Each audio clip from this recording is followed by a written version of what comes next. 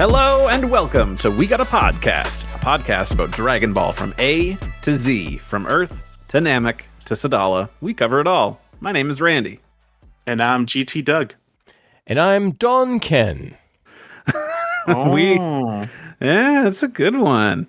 We're the world's strongest under the heavens trio de dangers here every other week to talk your ear off about fights, goofs, and everything else in the Dragon Ball cosmos. Doug, how you doing, man? Hey, man, doing good. Finally beat my first temple in Legend of Zelda. Took me a while. You did it. Has the game been out for like a month now? Yes. Well, time this we're like comes 6 out, days yeah. short. Yeah. Probably. I like taking my time with these games because, like, unlike you, Randy, you just bust through like 20 games a month. I got one game. I'm enjoying it at my pace. Don't be sorry. I'm just saying we have different play styles. Okay. And so I'm just taking my time, exploring, breezing on to playing like a few hours a day, if that. Yeah, there's no rush for me to beat it. I've got plenty of time, and I'm enjoying every minute of it. That's awesome. I'm glad that you're enjoying it on your own pace. Thank you. Granted, I didn't feel rushed, but I don't want anybody to feel rushed. No, that's just your lifestyle. So that's everyone's like, I want to like play it and see everything now. Where I'm just like, no, I'm in this beautiful open world. Let me just take my time and just do things on my own pace. So yeah, it's great. Yeah. It's been great. Ken, how about you, man? I beat Zelda, and I think I have put that game down for the final time for a while. See, that's what I don't want. Is that I don't want to like just beat it and then be done with it. I want to soak it in. I got 100 hours plus out of it, according to my Switch, and you know, I'm like 27 hearts, level 88 defense. Like nothing can really touch me, and you know, I've lit up the entirety of the depths. So you can only be so badass. So yeah, it's you know, what else do I feel like doing? We need to compare like our like hero's path or whatever it shows you like where you've walked. I want to see how weird I'm going, like east to west to east and all to like a million times before I get to the temple. Oh yeah, but so that game's done. But I did finally, and I know I'm like months behind the rest of the world. I finally watched the Super Mario Brothers movie. Wow. Yeah. And I thought it was very good. Yeah, I thought it was very okay, but yeah, I see how you see very good. I'm weirdly in Doug's position. I thought it was serviceable. Well, when I watch these movies, you know, I try to think about like being a kid, right? Because when I was a kid, I loved the Bob Hoskins and John Leguizamo Mario movie, right? Like I built my entire personality around that movie and being in love with Princess Daisy, okay? Yeah. So if I think about like a kid today watching this movie, I could see them building their entire personality out of Jack Black as Bowser or Seth Rogen as Donkey Kong. I think the movie like didn't care about logic or anything to a certain point. Like there's a whole part where Peach is like, I'm going to go fight Bowser. And Mario's like, I'm going to come with you. And then it's just kind of like, okay. Sure. Yeah. Yeah. All right. Yeah. Let's get this story going, kind of thing. But that's the thing is that after watching a movie, like that's fine for a movie. It's perfectly what it is. But after seeing, what is the panda movie that it's like Turning Red. Turning Red is such a good kids movie with such a great story and execution of it all. Like that's just because it's a kids movie doesn't mean they can't have substance. Just like this movie does. Like Turning Red is just like I love that movie so much. Like just unabashedly. And Mario didn't have that kind of level of care into the story. It's just like, okay, we got story beat. We got like not even story beats. We just got like things of Mario we need to get to, and let's get to them. Check off, and then it felt like a checklist. And I don't want to marry myself to this idea, but I'm gonna propose this here, and then I'm gonna follow up on it next time we record. Okay. I think if you remove the wedding stuff from Sonic 2, I think that's a better movie. I haven't seen Sonic 2 yet. So I would disagree purely because the sister getting married rocketed up my charts of favorite characters in that film. Well, I understand. It would probably overall I'm going to rewatch that movie this next week. Also, Avatar. I haven't seen Avatar 2 yet, which comes to Disney Plus tomorrow as of we're recording this. Dude, these movies should have been seen in a huge theater screen. No, James Cameron's pretentious. He can, whatever. He is, but I'm going to watch this on my N-Gauge, Doug, okay? seeing the moments in N-Gauge, seeing the moments in Mario when like they do the actual like gameplay style-esque like moments, that was so cool to see. Yeah. Especially in a theater. So I'm going to rewatch Sonic 2. and we'll talk about it on this Dragon Ball podcast. Sure. Yeah, no, I guess we have more homework. I'll do that too then. Look, Sonic always turns Super Saiyan at some point or another. Like inspiration from Dragon Ball, so yeah, it makes sense. So nobody's gonna ask me, but I'm doing good. I been playing. Good, I'm glad. I've been playing a lot of Street Fighter 6 because that came out last week, and oh man, what a game! It's fun. You're a fighter man. I'm a fighter man. Yeah. Are you doing much with the World Tournament stuff? The World Tour, where it's like the story mode thing. I just want Ken's on Dragon Ball mind. You gotta forgive him. This is the Dragon Ball podcast, Randy. Okay, come on. Yeah. Okay, well we slide. You gotta roll with it. Okay, we talked about Mario for a hot minute, so I'm sorry. But I've done some World Tour stuff with my created character. It's fun. I'll get back into it. Like, it's introducing the mechanics very slowly, which is great for new players. I love that. But there's some mechanics that like now I'm used to because I've gone and I've played online. I've been doing some other arcade mode stuff. So when I come back to that, like it hasn't unlocked yet. And I'm like, this is so frustrating because I go into a fight hitting buttons to do things. And like, it's not doing it. I'm like, oh, it's because I haven't unlocked that yet. But does this game have different mechanics than previous games? Like I've heard it was like different button inputs that make it more user friendly for a broader audience. Is that true? Well, there's the classic control mode, which plays exactly like Street Fighter has before, and then there's and then modern controls, which instead of it being like a 6-button sort of thing, you're using your 4 face buttons. It plays a lot like Fighters, and that you just have a light attack, medium attack, heavy attack, rather than like 3 kicks and 3 punches. Because for me, as a non-fighter man, that seems more appealing to me than. And I'm rubbish. I'm still rubbish at Fighters anyway, so it's not like it would appeal to me regardless. But it's nice the option is there. Yeah, they also have auto combos like Fighters has, where instead of having to hit like light punch, forward, medium, like punch, and then like heavy to do these things, you can just hold the assist button and then just tap your medium attack, and it'll do a medium attack combo for you. And if you continue to hold it and like hit it again, if you've got the meter, then you'll also do a super follow up to it.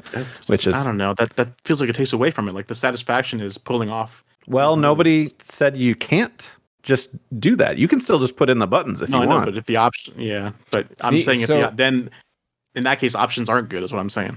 I think it is good because fighting games should do everything they can to make sure new blood is in the scene. And you get someone into that game because they go, oh, a fighting game with controls that I can understand, then they're going to be more likely to play it. And then, a small percentage of that are going to go like, okay, let me hit the competitive scene with this and get rocked by people who play 6 buttons. And then they're going to go, they're invested enough at that point to go like, okay, let me figure out how to play this. And fighting games need that kind of thing because, you know, as you get older, you get worse at fighting games. So you constantly need to have young people coming in. And if you're not willing to reinvent yourself a little bit, just a little bit by adding a new control scheme, then you're going to get left behind. Yeah. I can see that. Ken, you may be able to change my mind on movie 6. I am trying to tell you, dude. Ken's opening my eyes to everything. But other than that, I went and saw Spider-Man Across the Spider-Verse, which was incredible, and I won't say anything spoiler-wise, but I haven't seen it. Man, so good. I was like, how are they can't possibly top themselves from that first one. Psych! Okay. They can. So they did a good job. That's all I want to know. Yeah, and then hopefully seeing it in 2 days from now, so I'm excited to see that. I'll watch it on my Game Boy. There you go. That's how God intended. Your PS Vita. But then, just so you know, this was initially made to be a 2-parter. So they were working on part 2 and 3 at the same time. Part 2 or part 3. I mean, even that is a spoiler too. That I mean, there's I want to know, but I found out earlier too. Oh, I like they announced it's it. It's a spoiler to know that the story continued. I mean, I don't keep up with announcements, so it was just like, oh, okay. I don't know. But part 3 is supposed to be out spring, March. So March, something like that. Same but anyway, time as Final Fantasy VII remake. Hopefully, the new. It's supposed to be winter this year, like December. Nah, they said Q1 2024, which means. Oh yeah, right. Did you know that Final Fantasy VII Rebirth is going to have a story? And characters. You saw that post. It was like, okay, I'm reading this right. This saying nothing new. It's saying nothing revolutionary. Final Fantasy VII Rebirth exists and is a video game. And you know what else exists? What? Dragon Ball GT. You're right. Grand Tours, baby. So we had teased it last time where we talked about what our relationship with Dragon Ball GT was, and that we were going to be talking about the series in little episode chunks, talking about it here and there. So we want to welcome one and all to our Dragon Ball GT retrospective of auspiciosity, where we are going to talk about the whole show, and this first one we're going to do the first 5 episodes. And I don't know, let's just dive in. Let's get our grand tour on. Yeah, I've got my Dragon Ball GT set up, which consists of just one. What is it called, Ken? Xi Zenlong? Which dragon? Okay, repeat after me. Yi Xing Yi Long. Xing. Yi Xing Long. Okay, Yeah. I can do There that. you go. See? And then a tiny Goku for scale. Yeah. Nice. He turns tiny, so it's not the It's right true. Goku, but it's the young Goku. And I left my bed unmade, and I felt that is a professional way to do things. Hey. And I don't even have a bed. Now. I sleep on the floor, dude. You sleep with your figures in a special way. GT though. First, when you guys first told me like this is going to be a thing, said it was homework, I was like dreading it. And I was like, oh man. But it's because I came off of last time I saw GT. I guess we should say when the last time we saw GT properly. Yeah, let's do a quick recap of that. I haven't seen it since it came out on TV back in the late 90s, early 2000s. Mm-hmm. And it was dubbed in English, so that's my experience with that. I first watched it with my handy dandy fan subs in the 8th grade, and then I last rewatched it in 2010, 2011 when I picked up the Green Bricks. So it's been a bit. What I first saw of it was on the Funimation, the first run of Funimation single DVDs, a little bit on Toonami here and there, and then I have never seen the series in full from start to finish, but the last time I tried to watch the series, I think it was like 2017 or 2018. Oh, a little more recently. Okay. Yeah, I think I bought those single DVDs you're talking about too from Funimation that has the Ishin at the end of every single title. Yeah. But I can't remember if I actually watched them or I just collected them. So it's time to rewatch it. Did you buy 3 copies of each of them so that way you'd have one and then one to sell and one to display? Did One not for have the each mentality Ishin. or funds at that time. I got these for a deal, okay? It might not be a deal to buy 3, but I bought them for a purpose. It's going to be part of a TikTok video that may never happen, but if I ever needed it to happen, But the purpose it'll happen. is there. So let's just jump into it. Some super basic background info. I'm not going to go into the deep dive that I've done with movies and things because we're going to cover 5 episodes here.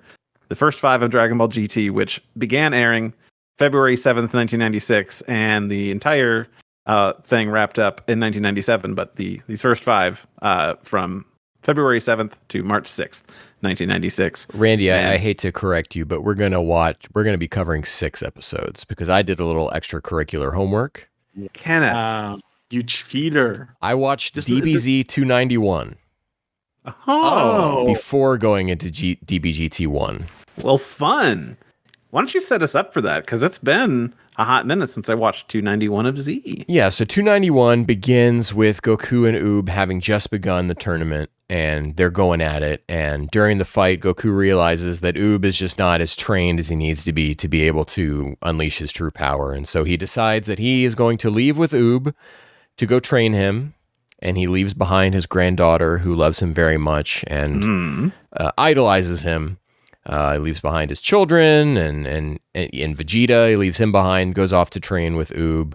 The 28th Tenkaichi Budokai is canceled, and which I don't know if that's how it is in the manga, but in the anime, yeah, they do have a sign up that says something along the lines of like tournament canceled or something, and then everyone evacuates or leaves, I guess. Right. And then it's like another Piccolo disaster. And then the remaining Z fighters who are there kind of like fight each other. And so I never picked up on this before, but there's that thing of Goten and Pan fighting, but the tournament seats are all empty. Huh. I don't remember this. Yeah, I never remember this. I remember the Goten and Pan thing because I remember Pan winning and Goten being disappointed. Yeah, Trunks holding her up. Yeah, I never noticed before that the tournament is canceled and people just leave. What? That's what? I need to go back and check that out. Yeah. Only in anime, you're saying? Yeah, anime only. Because we never see that aftermath in the manga. That's fun. I think because it is. Yeah. Now I don't know what the guidebook details are on that tournament, so I don't know how that ended up. But so I watched that, and in the same sitting, I went from that to Dragon Ball GT 1 because I wanted to get as close to the actual experience of watching this, which is as it was, like Randy, like you said, February 7th, 1996, when this episode premiered, DBGT 1, which was the week after DBZ 291. Wow. So they went right into it. You said that there was a next episode preview of GT. Is that what you were saying last time we had the podcast? With Dan and everything. So wow. And the Dragon Ball GT logo. So yeah, that is all in that next episode preview from Z. And I think I made the right call. And I really think that having done so, I should have told you guys to do it too. Man.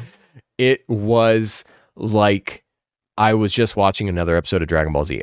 Aside from obvious like musical changes, right? The tone was still there going into that episode. Yeah, that's what I first picked up on watching it, because this is my first time watching it in Japanese. Yeah, and it really just felt like immediately. I think because of what we have now, we have a plethora of Dragon Ball content to go through. This just felt like another. Because back when watching GT when it first came out in America, that's all we had left. It was Z, the movies, and then now this thing GT that we put all our weight into. Like, this is the next thing. But now that Super is out and the manga and fusions and all this other superheroes, all that kind of stuff is out. It's there's like a bar of like everything is so subpar that GT doesn't seem as bad anymore. It just seems also subpar. And because it's like the old school look and tone, it feels great and it feels nostalgic and it just feels great. But like you said, the music is different, which we should talk about because I'm not a fan of it. It's not. It feels very Dragon Questy. So do you guys agree with that? I would agree with that. Before we jump into our thoughts about everything, I do want to read a synopsis of the episode, and we'll talk about the episode and we'll move forward. Is that cool? How many years has it been from? Yes. How many years has been from Z to this? Can you start off with that? It has been 5. Yeah. 5 years. Okay. But this is never stated in the series. Gotcha.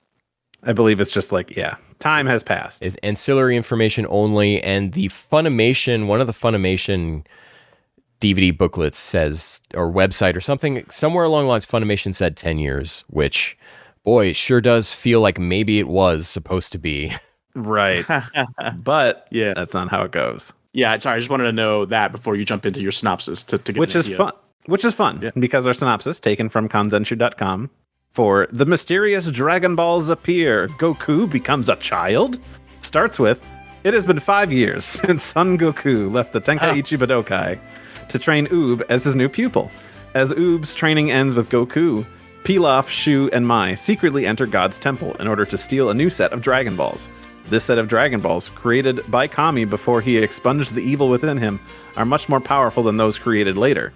After finding these Black Star Dragon Balls, Pilaf summons a red Shenlong. Goku interrupts Pilaf while he is in the process of making his wish, startling Pilaf into accidentally wishing that Goku become small enough for him to beat. The dragon grants his wish, turning Goku into a child. The Dragon Balls scatter, but instead of being spread throughout the world, they are scattered throughout the universe. In addition to this, the use of these balls comes from a dangerous... In addition to this, the use of these balls comes with a dangerous consequence. If they are not gathered within 1 year's time, the planet that the wish was made on will explode! So, how did Pilaf find out about these Ultimate Dragon Balls? Who told him? Too.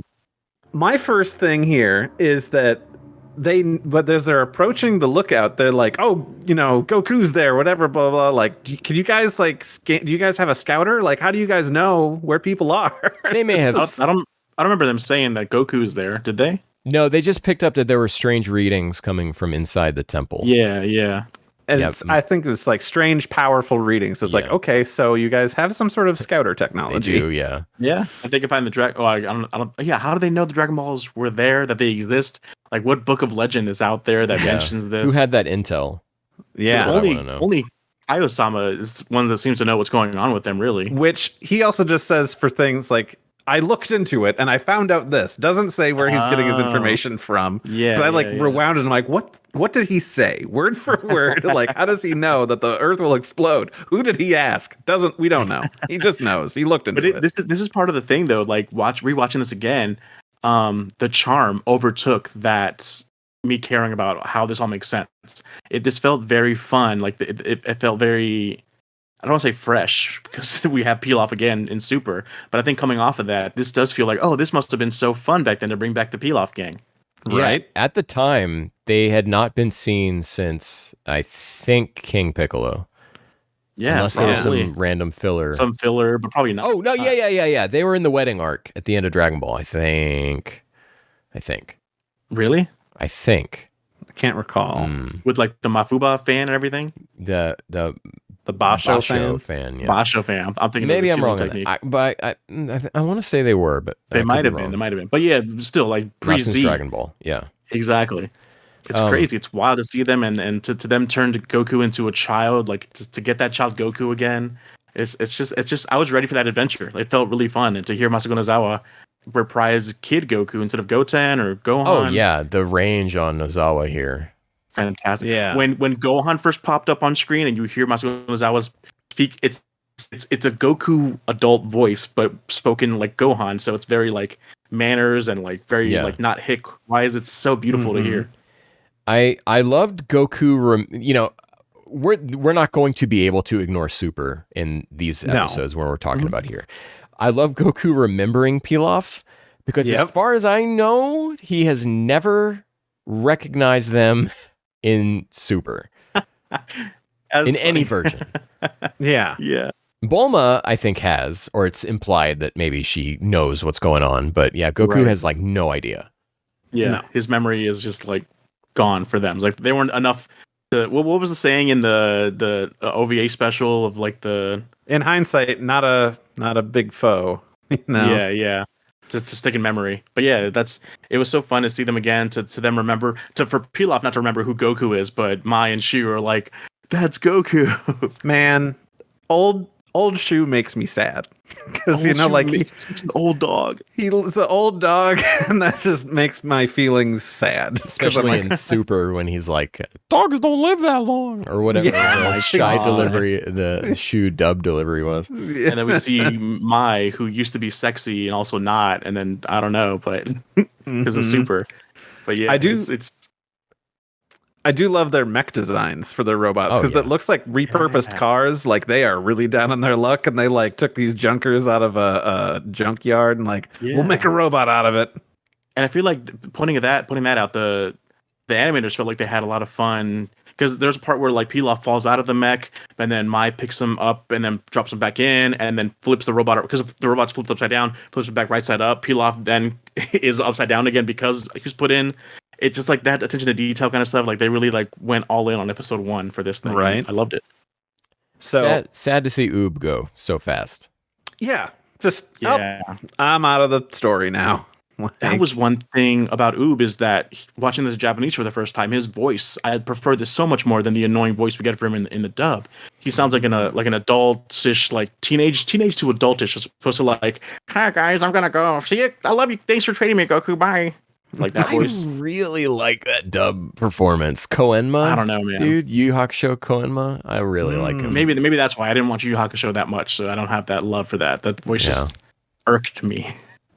Yeah, it doesn't match the Japanese performance, but I still do like it. Maybe, I mean, it is a performance. Like I gotta say, with this new Japanese Oob, it just sounds like a regular person. Maybe that's why I liked it. It just sounded just like a bass, nothing special about it. But it was nice, like, because he is nothing special in the story yet. He hasn't earned anything yet to be more special. So it was nice to see him as a regular, just a guy. Yeah, just a guy.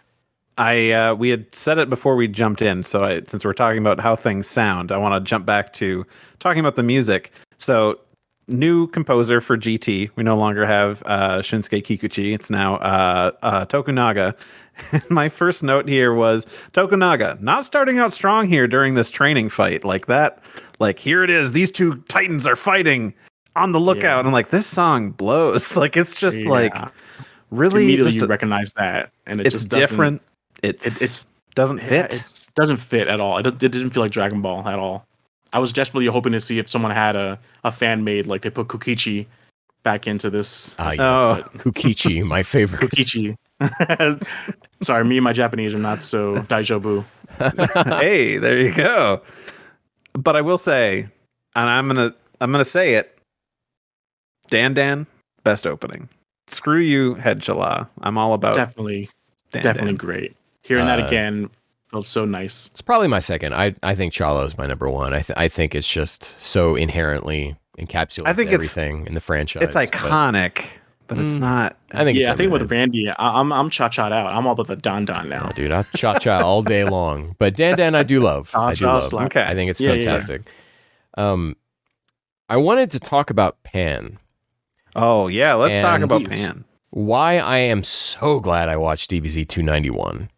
Because coming off of the end of Z and her just being so crushed by Goku leaving, I think really frames her as a character when she's constantly annoyed with her grandfather.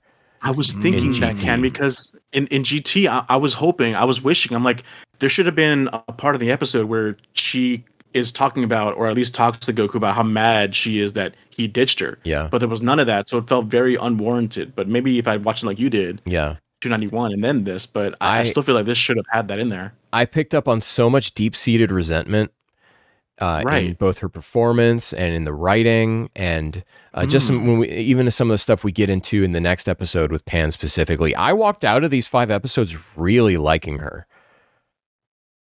It took me a bit to warm up because, well, episode 1, she's fine, but then we have a string of some stuff that happens in a couple episodes after that. But by the end of 5, I'm like, yeah, all right. And I think it's also, again, we have other media that has since come out. Dragon Ball Super, Superhero, that Pan is so good. Like, that's who the character is to me now. So then seeing this, I was like, oh, I don't like that. But she hasn't had her heart crushed yet. By exactly. Bringing also, that up. How old is she supposed to be in this? Because it was so weird seeing her on a date as her first appearance. I don't want to tell anyone how to raise their daughters. But if your daughter is 9 years old, she should probably not have dated multiple boys. Yes, right. The implication of like every date ends up like this. I'm like, well, how old are you? And this dude looks like twice her age, like super tall. Like, what was with the move of him going for her shoulder? Was that just he wanted to? Is like a hand holding thing, but he's too tall for her, so the shoulder is the next best thing.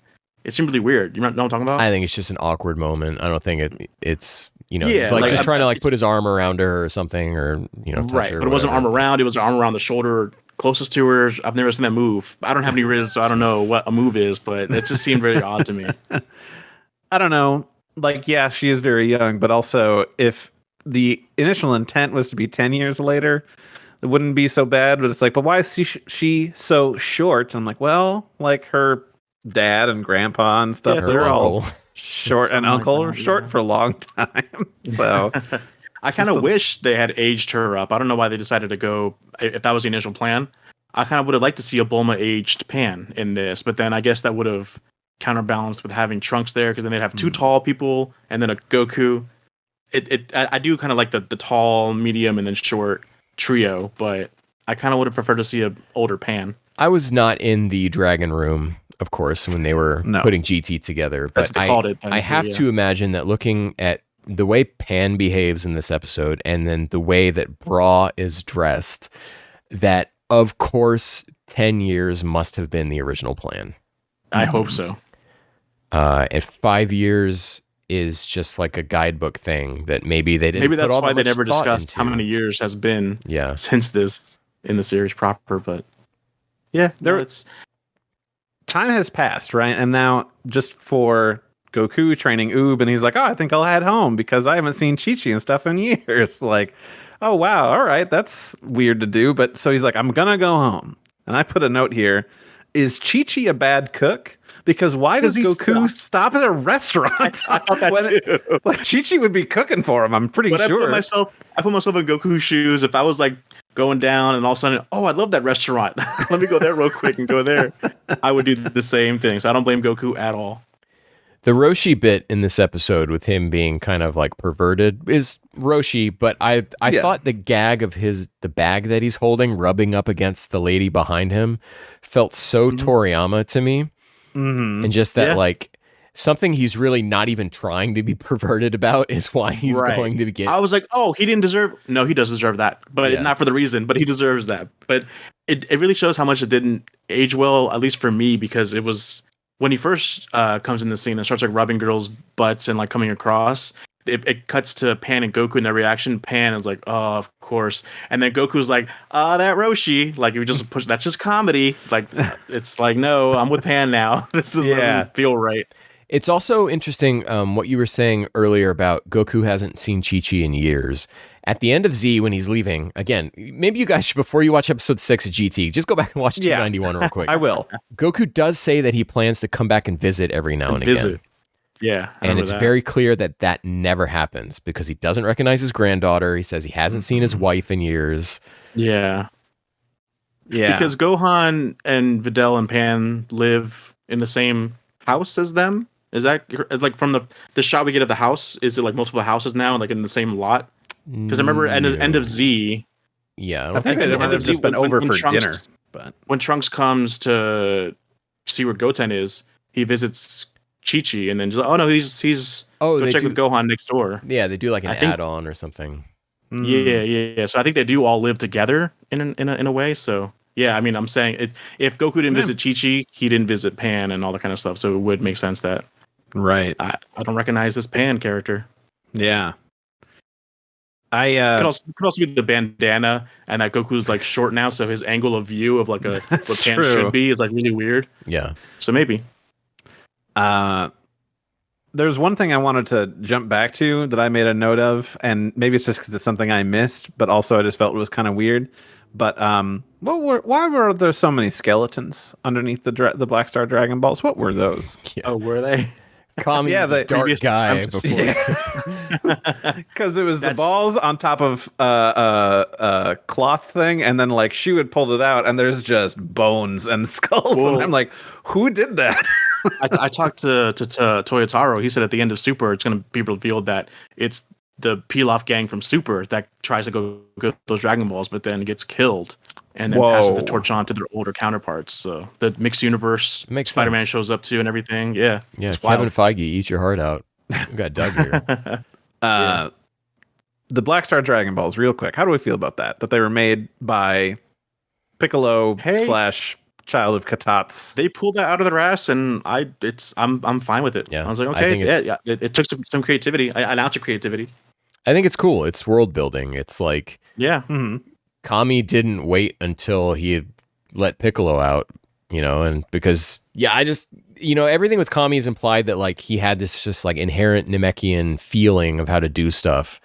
And it's plausible that he made a set of Dragon Balls before he became God, I'm sure he was around for like decades, if not millennia, before he became God, so. Yeah, I forget the math from a few episodes ago, but it's something like that. It is a neat way to do it, because one would think they're then inert forever until the Cell arc when they fuse back together. So it's like, that is kind of a neat trick. Maybe Kami knew that like they were just like, let me make these Dragon Balls. Oops, I messed up. They're not right. I can't destroy them just because I'm physically can or whatever. Let me just hide them away. And then, I don't know. I buy it. Is what I'm saying. Like it doesn't seem that stupid. I don't feel that way. It's just like, okay, yeah, that's plausible. Yeah. I love the dragon, the red Shenlong looks pretty dope. Like he's one of the more affordable dragons of figure wise that they have in Japan right now. Is last prize. If I'm gonna get a dragon, it might be that just because it's only $150 compared to the $300 that the regular Shenrons are. So I don't know. You know? But I mean, if you're already spending that, why not go to the next level up? I might as well just buy both. Yeah, you're right. Yeah. And what a great studio to start this episode off, the series off with. We got Segasha on this one, so that's your Hisade, your Tate, your Shida, and others. Top tier, but I don't like Shimanuki. Ugh. You're wrong. Shimanuki fell off. Plus L plus ratio. But I bring that up because the next episode 2, that's a Last House production. So soon, too. Yes, God. Too soon. I wanted to see Trunks walk down his hallway of his business in an awesome suit in good quality. You know how many AMVs we could have made with that? Now it looks all crappy. Man. So should I read this synopsis for episode 2? Yeah, I would love to, unless you have thoughts about Hitori Janai real quick, which is the first ending theme of GT. That's good. That one I think I like more than Don Don. Or it's just like I haven't heard it as much that I'm like, okay, I enjoy this song a lot. Like this has nostalgia for me too. Even though I wouldn't have heard it. I like the full version of Hitori Janai more because there's a part in the full version where they're like, da da da. Da-na-na. And that's not in the ending version. Okay. I think the singer. Sorry, Randy. I just think that the singer is sounds awesome. He's like a great singer. Like so, that's why I like this one more. It's never been one of my favorites of the GT endings, but then when this started up, I was like, oh man, yeah, I'm here, I'm in it. This has got me. I'm really digging this song. This is so GT. Like, I don't know what happens when you hit my age. But suddenly Tori Janai feels good. But yeah, Ken.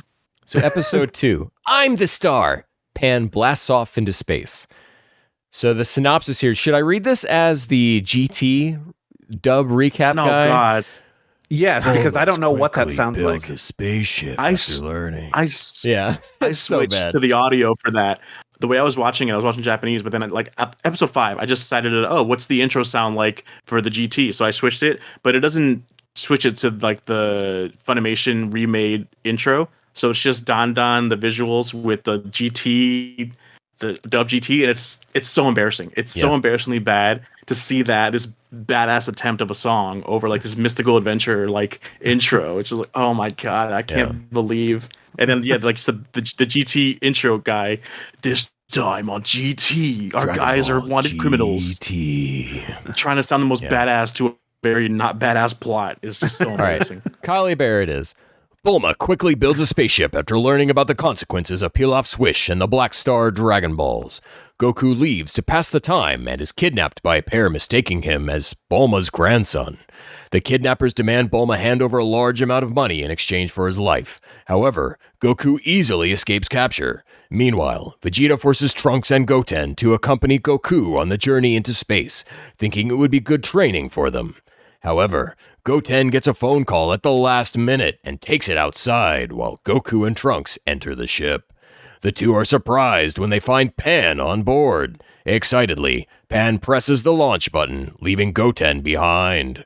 And so, the trio's adventurous search for the Black Star Dragon Balls begins.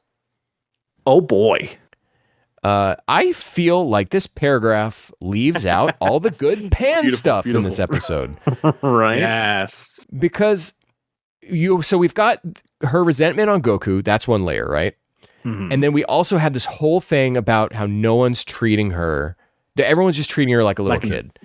She goes to Gohan, hey, go see your mom. She goes to Videl, go see your dad. She's feeling unappreciated by everyone. She's pissed off about her grandpa, who's now a kid and getting all the attention. Mm-hmm. And you feel it like from her like perspective, you feel it. Yeah, and she's like, well, screw this. I'm gonna.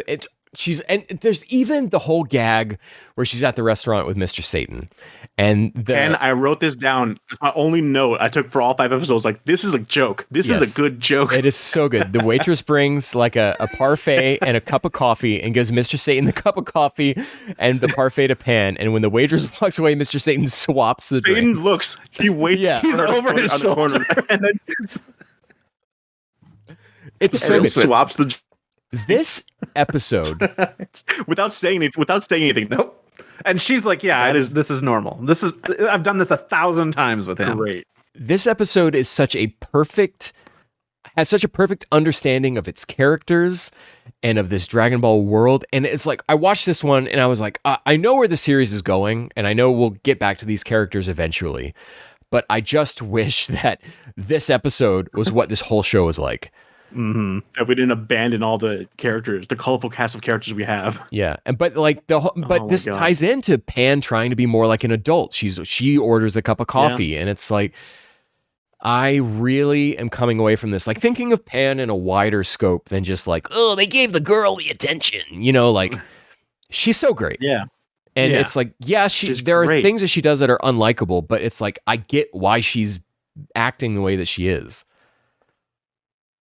100%. Like, yeah, you can understand where she's coming from, even though it's like, okay, this is behavior or whatever characterization. Like, I think for me, it didn't help watching. Sorry. Mm-hmm. No, that's it. For me, I was just saying, like I think the same with me applies to the Oob voice. Is that her dub English voice was very annoying, so it didn't help her case. But with this voice actress in Japanese, the same voice actress as Videl, right? What's her name? Yuko Minaguchi. I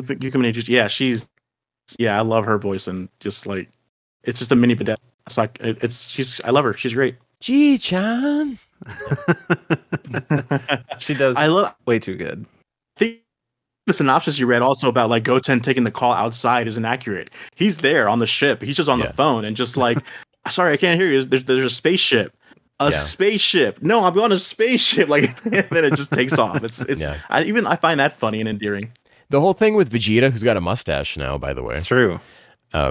Where he's dragging Trunks and Goten, he's being like, "You boys have been out on your training," or whatever. And of course, I watched this in Japanese. That's not how Horikawa sounds, but still, right. You get it. Yeah, but then Goten's like, "Well, what about me?" And he's like, "No, Chi-Chi's already agreed." And so I'm like, in my head, immediately, I'm like, Vegeta and Chi-Chi had to have a conversation about this at some point. Yeah, they're talking. Yes, I mean, so great. Yes, even just like his interactions with the kidnappers who have stolen Goku. Like, just him also just saying, goodbye on a phone call instead of just like hanging up or whatever. I'm like, you say Keep goodbye? Yeah. This is so strange. I don't understand those kidnappers' initial plan, because I don't know if I just misheard them, but were they after Bulma initially to kidnap her or Bra? They were trying to, because they're like, oh, we see the so they thought Goku was like her son that people don't know about. So they're going to be like, hey, no, we have your son. Before that, their plan was like, we got to kidnap the chairman's daughter, Bulma. They said something like that. And I'm like, wait, do they mean Bulma's daughter or do they mean Bulma herself? Well, like, who are they going to kidnap here? Their first target was Pan. And I think they say something like she's got some relation to Capsule Corp. Because she's always there, I think. And then Goku, they think, is an illegitimate love child, which is like... Hit on the child, which is so great. I've talked about this love child. Love child. I've clowned on like GG's AF because I don't think he understands writing the characters. And he has a conversation between Goten and Palace, his girlfriend, where Palace says she's pregnant and Goten's like, is it mine? Like, is it my child? Like, you sure? And like, that just doesn't feel right. But the writing in this episode and the way they handle the idea of Dragon World having an illegitimate love child, like, works. And it's hilarious. Yeah. It brings you back to when Goku first was looking for Bulma in West City when he was a child, when he was a kid. It's so great. And these poor kidnappers who, they're like, oh, this is going to be a great plan. We're going to get so much money out of this. Yeah. And just having to deal with Goku, who is just oblivious that this is dangerous because it's not to him at all. And just, oh man, it's so good. And then he just flies off. Yeah. And they're just like, I love when at the restaurant, Goku eats all the food at the restaurant, and the cashier's like, all right, that'll be 72,000 zenny, and the guy's like, okay, in the 72 payments. Yeah, it's so funny. 72 monthly payments. I don't know if you guys caught this. There are some cameos in this episode, and so I'm sorry if I'm ruining future trivia. Otokoski, who is the guy all like leather clad in the 28th tournament. He works at Capsule Corp. And he's like, when he sees Trunks walk by in the beginning. And then I'm not sure if it's him, but it looks like that's Nock. Also, I think from the 25th or 28th tournament at Satan's gym. Which one's Nock? The guy with the headband and the long hair. Oh, which one is he? He's at Satan's gym. I don't know. When Pan is like... Don't recall. Yeah. At the gym, when Pan's there, like, getting off her, breaking steam. Yeah. Like, killing, like, knocking dudes out. Yeah. Which is another great bit. Yeah. Yeah.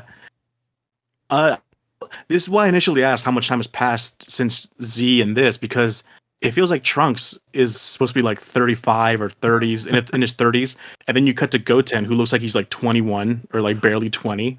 So what is the age discrepancy here?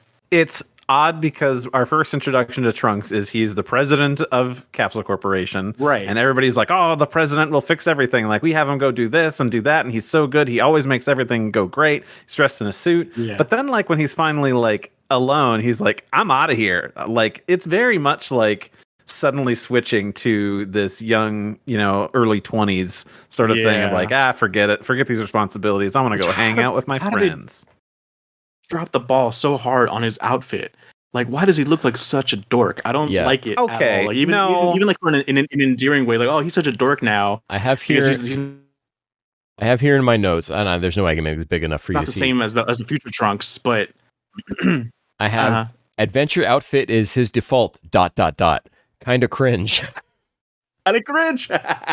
Like he's going on a hiking trip. Yeah. The shorts and the scarf. Like, they could have given him a better outfit. And the one thing that they made Goku so tan. Why couldn't they give some of that tan to Trunks? See, I think he looks too white to like. I don't know if that sounds racist. Do you know what I mean? Like his it is. As like, a white person, I feel very attacked, Doug. I don't, Doug. Don't worry about it. Yeah.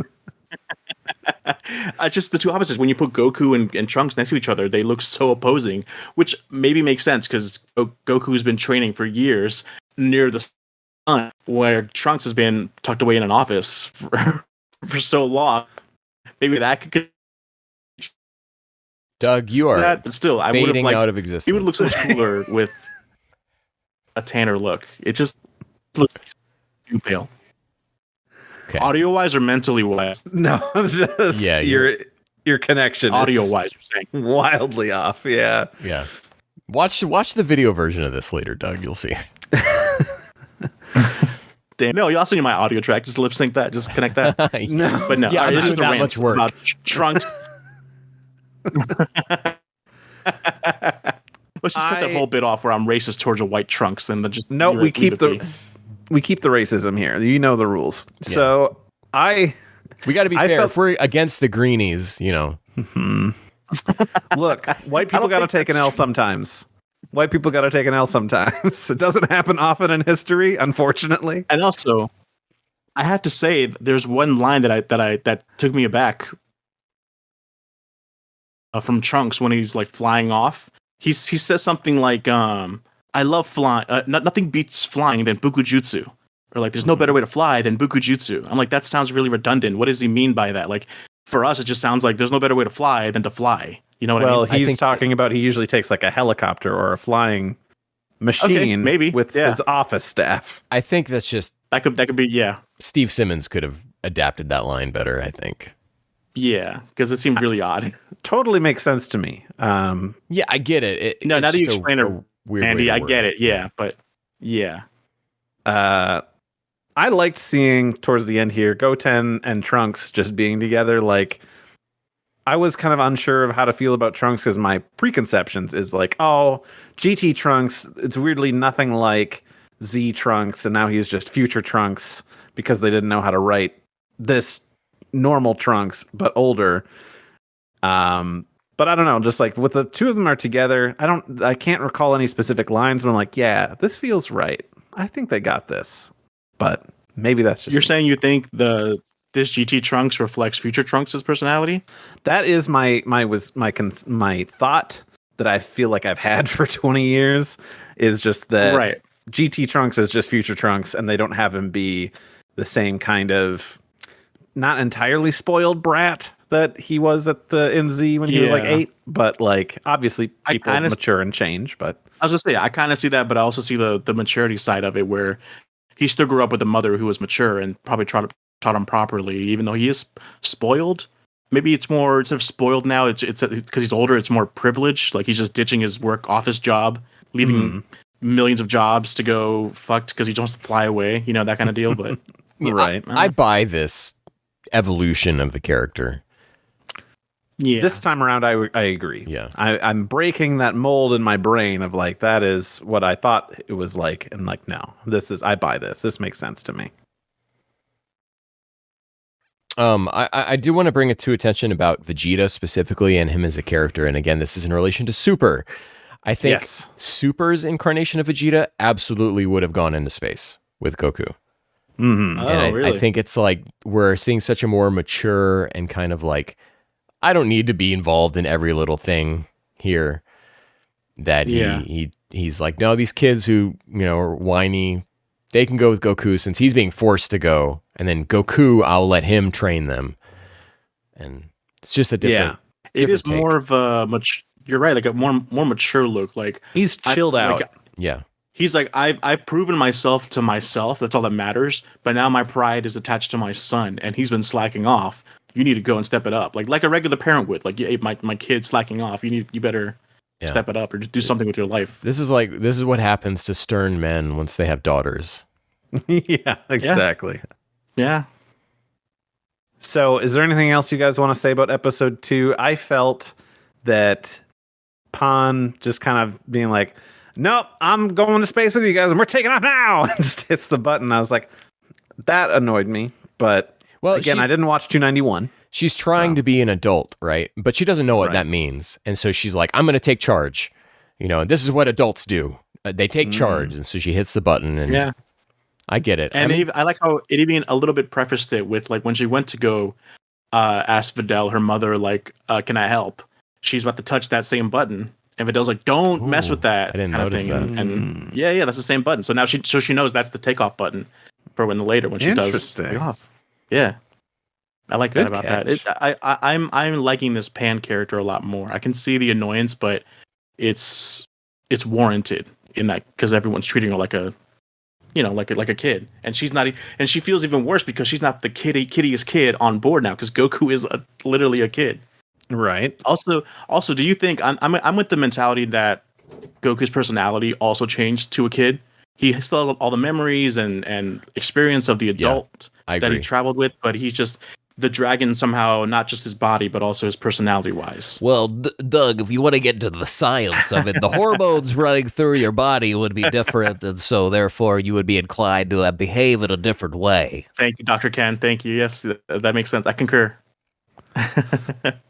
It all makes sense. But yeah, these 2 episodes were very fun. Like, I was surprised how much fun I had watching them, and how they just felt like Dragon Ball, despite the music and everything. The tone was still there. I loved it. Yeah, I could have gone for another 62 episodes like this one. Of this. But then we get to the next episodes, if you want to go on from there. Yeah, so here's the deal. Episode 3, Super Greedy, the merchant planet Imegga. As Goku, Trunks, and Pan travel through space, they find themselves having trouble with their ship. They look outside and see that a part has detached from the vessel. As their ship continues to have further malfunctions, they find themselves with no choice but to land on the nearby planet of Imegga. Upon their arrival, they discover that the people on this planet are willing to do anything to extort money out of the group. They find themselves staying in a hotel where they are charged. They find themselves staying in a hotel where they are charged for everything and end up fleeing the place. The group ends up meeting a destitute Imeggan couple who are evicted from their home by robots. The following morning, Trunks sees their spaceship being towed away, and the group encounters a small robot named Giru who proceeds to eat the Dragon Radar. Here in my notes, I have Dragon Ball gets political. Oh, okay. Well, yeah. Capitalism sucks. Yeah. I was gonna say, watching this as an adult is very different than watching this as a kid or a teenager or whatever. Like, even the as soon as the part of the rocket ship that gets blown away and they start freaking out, I feel more like pathetic, like, to that situation where I'm like, holy crap, that thing is gone. They're stranded in space a week away from Earth, kind of deal. Like, what would they do? Whereas as a kid, I'm like, whatever. But like, as an adult, I'm like, oh, I'm more empathetic to that struggle.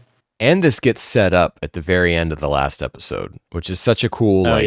This is like Mike of Vegito EX of Kanzenshu. He once described Super as being like an episodic show, where each episode is kind of like its own little story or series of why we're getting to the fight at the end. But like this string of episodes that we're in, it's like each thing is like a piece into the next one. And we're on one long serialized story rather than just this happens because of this, then this happens because of this kind of deal. Yeah, even if it doesn't make sense, the steps are there for understanding. It is. Like, the little piece from the rocket falls off right as they take off, and like Bulma's like, "Oh, what is this?" kind of thing, and that's where it's a cliffhanger. But yeah, my first note of this episode is just put upon Trunks is born, because they've been in space for however long, and it's very clear that he's kind of the adult in the group, despite Goku being decades older. He's the babysitter now. When I was watching this episode, I was flashing back to the Boo saga, the Boo arc, when Goku is distracting Boo, and then because Trunks is having to go find the Dragon Radar. Oh, right. And then Trunks is just farting about, and Goku's like starts yelling at him, and then I'm like, oh, dude, these roles are totally swapped. It's reversed. Oh, that's so funny. I never realized that. That's so true. Hey, I got a question for you guys. Gotta grow up fast. Yeah. Yeah, let's hit it. Where did they get? Where did Trunks, Goku, and Pan get their gamuts from? Yeah, that's my note here. Where did they obtain local currency in the money. First place? Yeah. I thought there could be like a bit of like how much is that to Zenny? Like what's the exchange rate? But no, nothing. Because like we got cleaned out is what they said basically. Were they aware of these planets that they were going to? Or were they like, look, we know they're in space. They're probably on planets. There might be people. We don't know. Or did they know, like, here's a planet. Its name is Imegga. Here's their currency. Blah, blah, blah. There's like no way they could have planned all that. No. Like, they even were like, this is a crash landing on this planet. So this wasn't even a plan to be on this planet in the first place. So there's no way to have currency. Ken, is there an actual reason? Do you have something? Does the guidebooks tell us anything about this? No, I was legitimately just in the same vein of like, how did Pilaf find out about the Ultimate Dragon Ball? Yeah. I feel like we're going to be saying this a lot as we go through Dragon Ball GT. Is like, it gets worse as these episodes go on. Like, how did someone know about this? How did they do that? We'll talk about that. That's a big annoyance. Right. But I actually put one on here that did get answered, which was, if things got really dire, couldn't Goku just have used instantaneous movement to transport them back home or somewhere? And then, never mind, episode 4.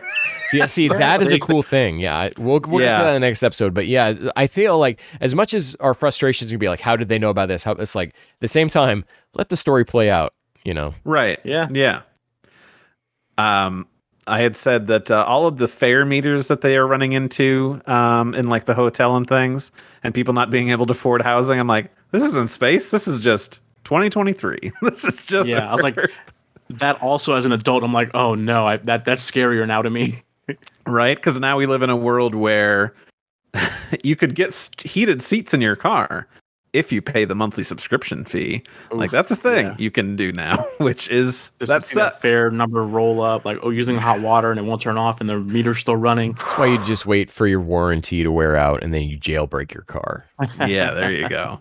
That's the way to do it. But I was going to say, this string of episodes, like now that we're in this arc or whatever you want to call it, the Imegga arc, it really feels like a video game to me. Like, it feels like a Final Fantasy VII PS1 type graphic. I think I would have enjoyed it more if it were like a video game like that, because the story, you crash land on this planet, you get bum rushed by a bunch of merchants that want to sell you everything, you get taken out of your money, you got to go here, there. It felt like a video game that I would have enjoyed more than actually watching this as a series. You rolled into this, music, like, it really got me into it.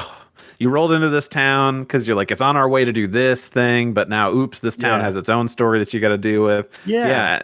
And like you said, I could picture like Trunks chasing Guru around in circles as Goku and Pan are having like a dialogue conversation with like little bubbles at the bottom.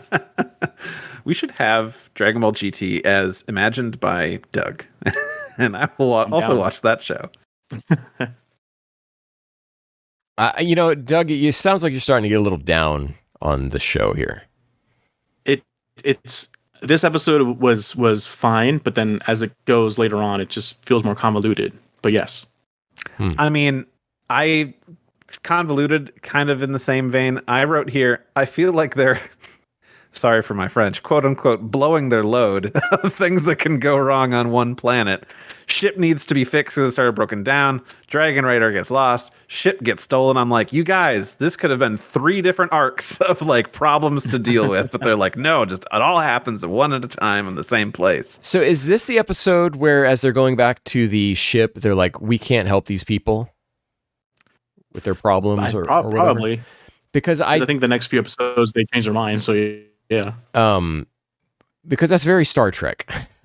Right. The prime directive of not, that's about not getting involved in pre-warp societies, but also like not necessarily going in and like fixing their problems that aren't right.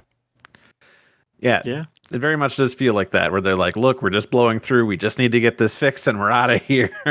You know? I don't think there's enough incentive for them to care enough yet, which, I don't know, I guess puts more stock into how Goku isn't a savior of humankind. He's just like doing his thing. Yeah. Mm-hmm. I don't really have any other notes here for this episode. If there's anything else you guys want to say about 3 before we roll into 4? No, this one, except for episode 5, which I didn't write any notes for because I watched it before recording, so I don't feel like I need them. But episode 3 had my least amount of notes. It was just, I was just enjoying it, and then I walked away being like, I don't really have that much to say about it. Right. The video game thing was it for me. Yeah, just sort of some world building and like getting a feel for things, and like, yeah, you know what, I buy all this that's happening. Something that they mentioned in later episode, but for this one, it seems like if not all of the people that are on this planet are like the elvish creatures that are like the merchants. But then later on, like on episode 5, they're saying, "Oh, we all crash land here, and then we're stuck here." I'm like, okay, then why are you all the same race of aliens? What it should have been a smorgasbord of different races. But then the final shot when they take off, when Goku and them finally leave and whatever, and everyone's saying bye, it is a smorgasbord of different races. So I'm like, did we see those characters before or no? My understanding was that like people just kind of maybe started to hear about what was going on and then congregated there. So that's the way I'll write it off. Right. Kind of like in New York and things, you've got like different neighborhoods like, oh, that's where the Italians moved in, and this is where Irish people came. Like, just kind of, like where like is, just because that way you've got. It was just a very weird, like, it was common. That idea was introduced in episode 5, the last episode of this arc, where they're like, yeah, we're all different. We just crash land here, but there's like no evidence of that prior. It was really weird to bring that up. Right. Who wants to tackle episode 4's synopsis? Because I just did 3. I'll give it a whack. All right. Episode 4? Yeah. Wanted. Goku's on the wanted list. Following the confiscation of their spaceship, Goku, Pan, Trunks, and Guru find themselves stranded on planet Imegga and begin to formulate a plan to retrieve it. With Goku's instantaneous movement rendered useless due to his small body, they decide to fly over Don Kia's place. As soon as they arrive, they spot their ship, but is heavily guarded by Don Kia's army. As Goku and his friends approach it, the soldiers notice them. They have no choice but to use the direct approach. They take out the soldiers one by one. Pan proceeds to take control of the spaceship before escaping with Goku and Trunks. Don Kia is furious upon hearing about this, as they owe him a large debt. By the next morning, Goku and his companions walk into the town and notice that they are criminals on the wanted list posted on the wall.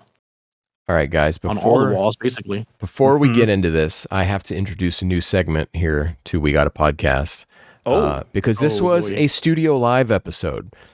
What does that mean? Which brings us to this new segment, which is called Bye Bitch. Yukio Ebisawa is gone. What does that mean? What are you talking about? Ebisawa is from Studio Live. Studio Live is, I believe, his studio. And he is not involved in this episode at all. Because it was like him and Uchiyama that were kind of like, oh, God, these guys for, animating Z and things. So after GT, he worked on some series. He worked on a few different things, but he worked on a series called Jigoku Sensei Nube. It was an OVA. And then he notably also left his patented Ebisawa mark on several episodes of Digimon's season 1, 2, and 3. He has a string of more modern projects, but seems to have nothing after 2010. Rest in power, King. I don't know if he's dead or not, but wow, it made me think he was. You have some strong feelings there about Ebisawa. So I would just like to say, on behalf of all of We Got a Podcast, bye, bitch. He speaks for all of us. Yeah, I love that segment. Yeah, good one. I look forward to more. I'm curious to see who else will be bye bitched. So I have a note. I'm just going to look through here what I got. Okay, so he can't teleport to their ship, but couldn't they at least just fly at high speed? Like, they're taking their time. And I'm like, you guys are all super beings.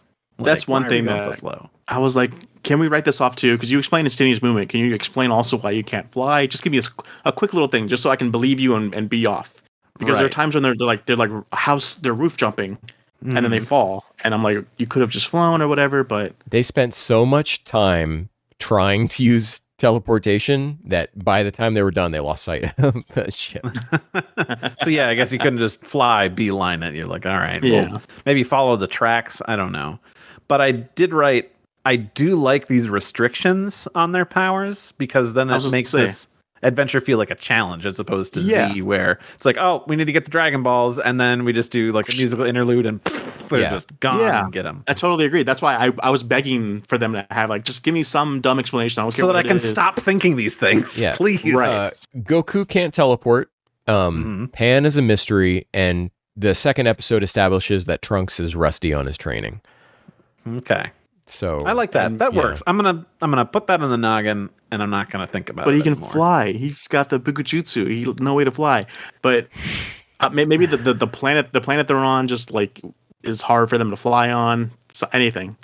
But I don't know. Yeah, I mean, yeah. But like you said, Randy, it is to get the adventure to feel more grounded. Right, exactly, and feel like Literally. these aren't just gods amongst people. They could just wreck shop and be like, "This is not a problem for us." Yeah. I will say, I feel like Pawn is too old for the "oh no, something bonked me on the head and now I have to cry real loud." But also not. That's the thing where it's like this series almost can't figure out how old she is. Yeah, she's dating multiple boys, and then she's crying when she hits her head like a baby. Mm-hmm. Yeah, or it's just a sexist thing. We're like, oh, she's a girl, so she got hit, so she's gonna cry. That's what they do, maybe. That kind of deal too. Yeah, that could just be the answer there. Right. I mean, they at least try to sneak in, which is nice. Because I like the idea when Goku first tried an instantaneous movement, they fail, they end up in the sky and then fall down to the ground. I'm not thinking, oh, why didn't they just fly so they don't get hurt? It's like, no, it's a funny gag for them to, because they are these super beings that a fall from like 20 feet in the air isn't going to hurt them. So let them fall and fall, But like you're saying, then a cup thing. I didn't even think about that they could just fly to the ship because I was so like it was like a magic trick. I was being distracted with the teleportation while the real plot hole was going along this way, Yeah. They're sneaking in, they're doing all this before eventually they're like, all right, we just got to go the direct route, which means start beating people up. And the henchmen are all trying to take them out. They fire some blasts, and Goku fires his own to counter it. And then we see, our mysterious bad guy sees this, and then he says, "Don't tell me they're Saiyans." Like, yes, wait, I caught on to that too. What is? Yeah. Why is the fact that they can fire ki mean they're Saiyans? Like, nobody has a tail except for that guy. Mm-hmm. What is Namekians can do this shit too, but what is his read? I have a theory. Okay, let's hear it. Picture you've never seen a human before, so a Saiyan is your only reference as to this humanoid thing that has this tan skin and all that kind of stuff. Like that's if you were to say, is that a human or Earthling, we wouldn't think too much. Okay, yeah, he must have seen an Earthling or heard of Earthlings. It could be what I'm saying? Also that maybe he saw the ship, which in its own ways vaguely looks like it could be derivative of science. And in fact, we probably know it was derivative of science technology. Yeah, based on what Brief did with Goku's ship. Right. The one thing you cannot excuse is when Reddick is talking to Goku, like after their initial little spar, and he's like, "Why don't you do the things Saiyans aren't known for? I know you have latent power. Like unleash it." That's like Saiyans didn't hold back their ki until Vegeta learned that from the fight with Goku, and then did it on Namek. So Reddick's like, "Do that thing that Saiyans are known for. I know Saiyans can do it." You know what I mean? Like it's so dumb. He may have just been referring to like he knows it how Saiyans are with like Zenkai boosts and stuff, or the moon, but doesn't know how that whole transformation works out. Maybe that's not the read I ran on it. It was just like, do that Goku thing, right? It's like, okay, it's not a Saiyan thing. Yeah, you're probably right, Doug. In fact, you are right. But if I have to like reason it out for myself, I think we can come up with a few things of what he might have meant instead. To try and explain that, but that's definitely the writers just like not thinking. Yeah. Yeah. I thought so. A couple music notes in this thing. Sure. There's a part when they get the ship back that when the track starts, and this track is also in the next episode, but the jeez, Doug, you got me all distracted. You giggling over there. All right, so the music sounds like Fusions a little bit when they get the ship back at the beginning of that track. And really, reminded me of one of the tracks in Fusions, like when you're in the open world, and it's just kind of what it sounded like. And then right at the end, there's a track that plays, which sounds vaguely Kikuchi-esque. And just in terms of, I think the instrumentation, well, none of these tracks have names, and I couldn't even tell you how it went, but just the instrumentation of it sounded like hey, this guy has at least watched a couple episodes of Dragon Ball Z. But then it leaves those instruments for whatever like video game thing Tokunaga was trying to do. Right. Yeah. I don't recall that track, but a couple episodes back, specifically when they were crash landing, I'm like, this song sounds like a video game track, but I'm not upset at it. I feel like it fit the It sounds high good, tempo. but I didn't feel like it matched. But I like it sounded like Chrono Trigger is the one that I should have, instead of Final Fantasy 7, I meant like Chrono Trigger. Chrono Trigger sounds like it, which also ties back to Akira Toriyama in some way, but it's like, it felt like that music. It brought me back to playing that game again. I'm going to have to look up that track because I don't recall any standout things for music from episode 4. So I'm going to have to go look that up. What was the moment? When did that happen? The Kikuchi's thing? Yeah. Right towards the end of episode 4. Is that before they see their beautiful wanted posters, or I think so. During? Yeah. Okay. You'll know it when you hear it. Now that you're going to be looking for it or listening for it, you'll hear it. Okay. This was the episode where I kind of sat back. I was sitting down. I sat back. And Thank you said, for being truthful with us. Yeah, of course. It's important dude, to know your position. It's journalistic integrity, Randy. Incredible world and set design in this show. I think it's such a breath of fresh air. You know, it's bring it back to Super, where we've got these just like really vague, like ugly, the Tournament of Power set. Then they're kind of like the rest of the show is just like you're around some variation of Capsule Corp. Whether you're partying there or you're in like a destroyed futuristic version of West City. Yeah. It's refreshing to see something that just looks so not Dragon Ball at all, but these characters are in that world together, and it's very good. I like. It makes you feel like more like it makes you feel like an adventure because it's new territory to us. Yeah. That's I'm sure that's what they were going for too. Variety, you know? Wow. Yeah. Something new. Let's keep it fresh. You think about like in just even in the original search for the Dragon Balls, right? They go to like through some like mushroom town or whatever. Yeah, like these tall mushroom trees. Yeah, all sorts of various ideas that Yukinaka would steal for Sonic later on. So. They must have like gotten down and like planned out areas. Okay, like this will be a planet. This will be a planet, and like let's go here, kind of deal. And like that must have been one of their main focuses. There are a ton of new named planets in GT. Yeah. I'm excited to see them all again because I don't remember half of the stuff that's going to happen in this arc. Yeah. I was excited is a good word.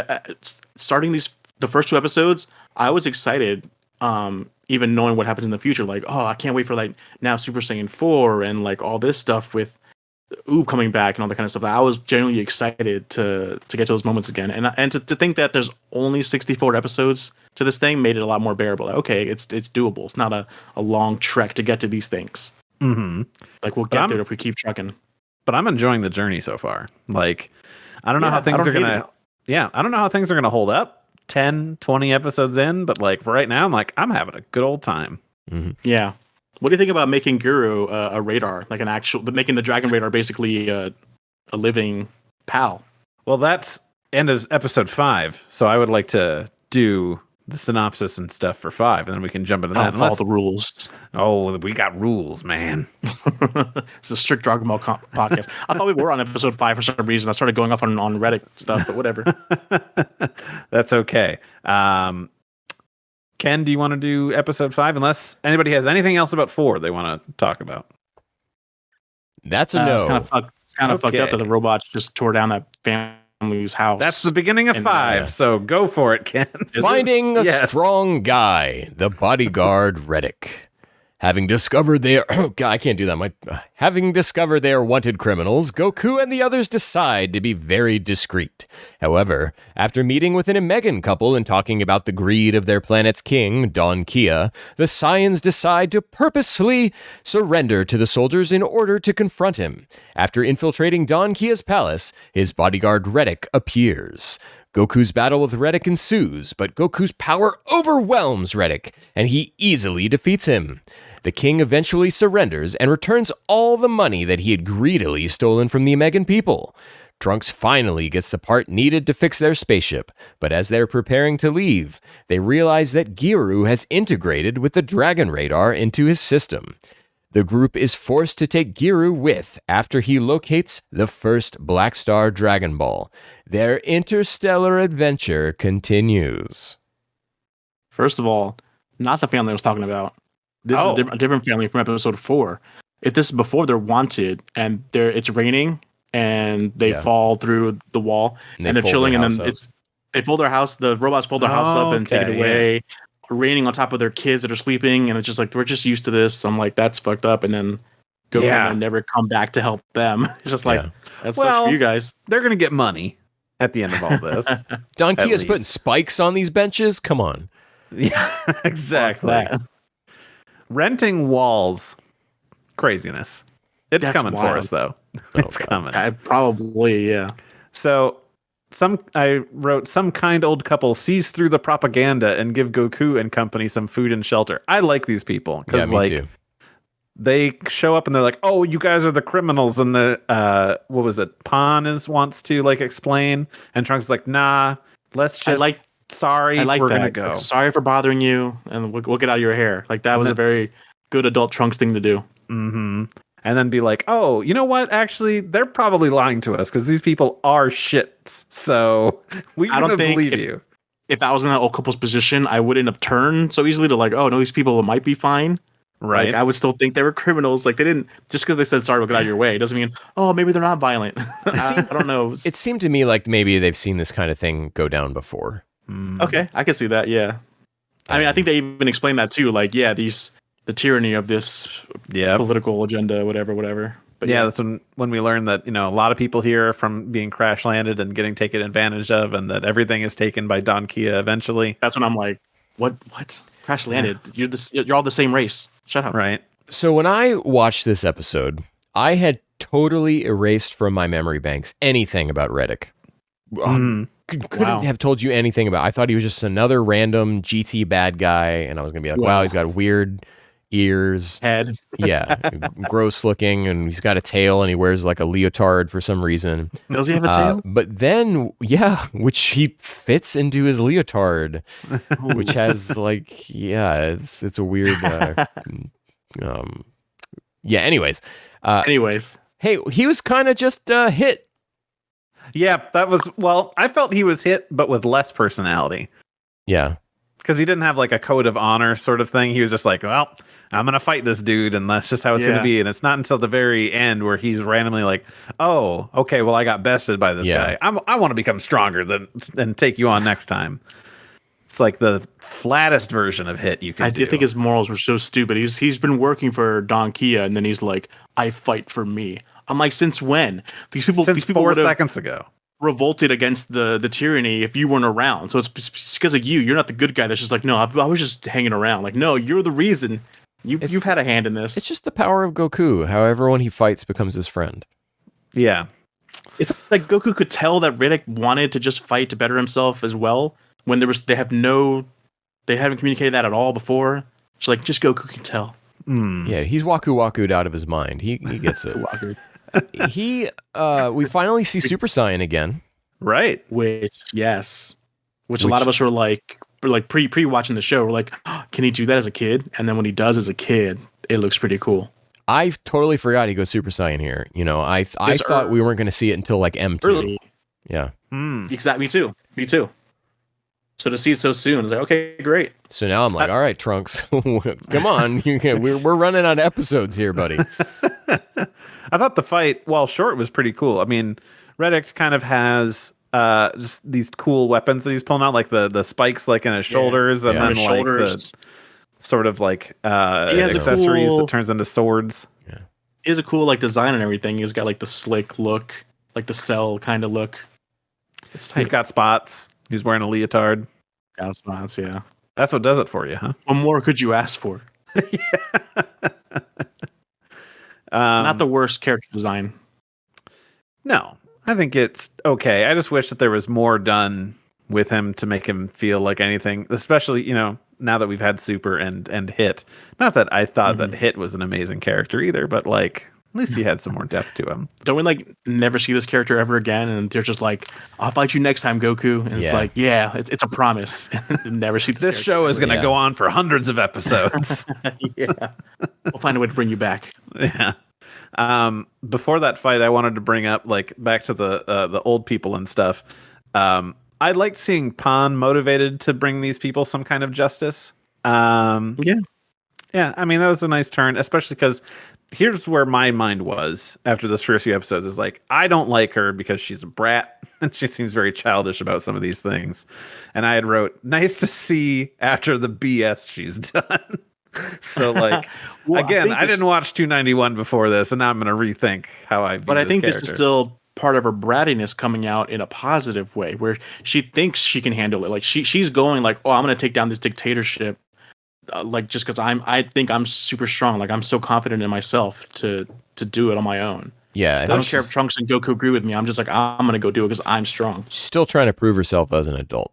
Right. Does she actually? I can't remember. Does she actually do anything in this fight with these? She takes out the minions. Yeah, she takes out a few. And she's the one. So like you said earlier, it's like usually they could just go wreck shop, right? And they hit a point in this episode where like, well, let's just go wreck shop.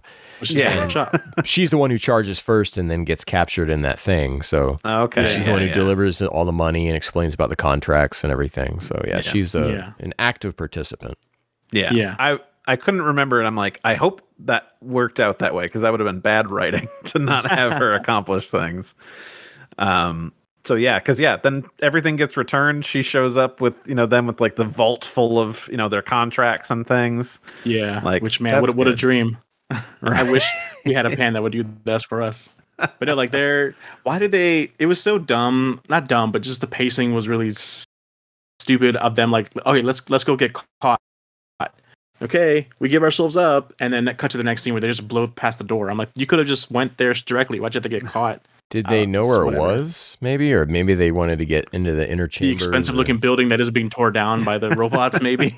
The only building? Well, they don't know where in the building he is. So. This is a whole planet. I don't know what the extent of like how many towns they're going through for all this, and like it's a whole new place, so who knows? Also, bringing that vault with all of the contracts and things, like this is just one town. There's like a whole planet. How are you going to inform all the rest I'm of sure they were all... Whatever. It's fine. They're all in that one neighborhood. Yeah.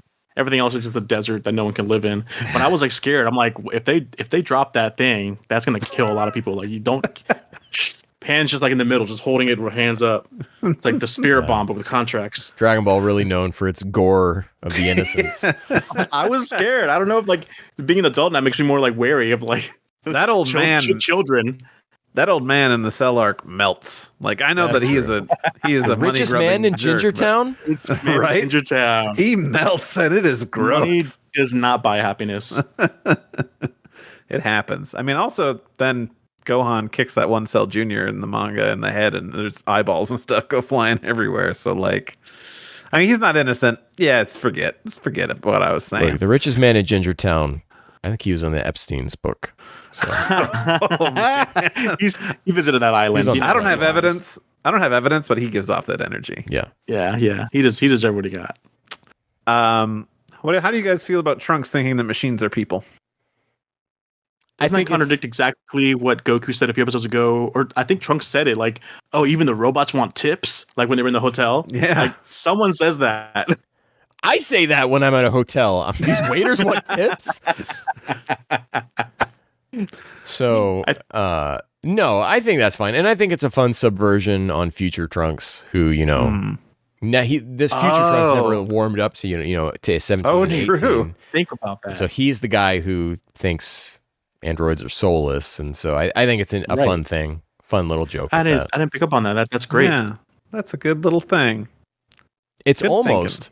It seems like where we are in GT right now, that these writers might know what they're doing. Again, we don't know how that'll pan out. They got a plan, or so they think. And then Giru, you had brought up before, Doug.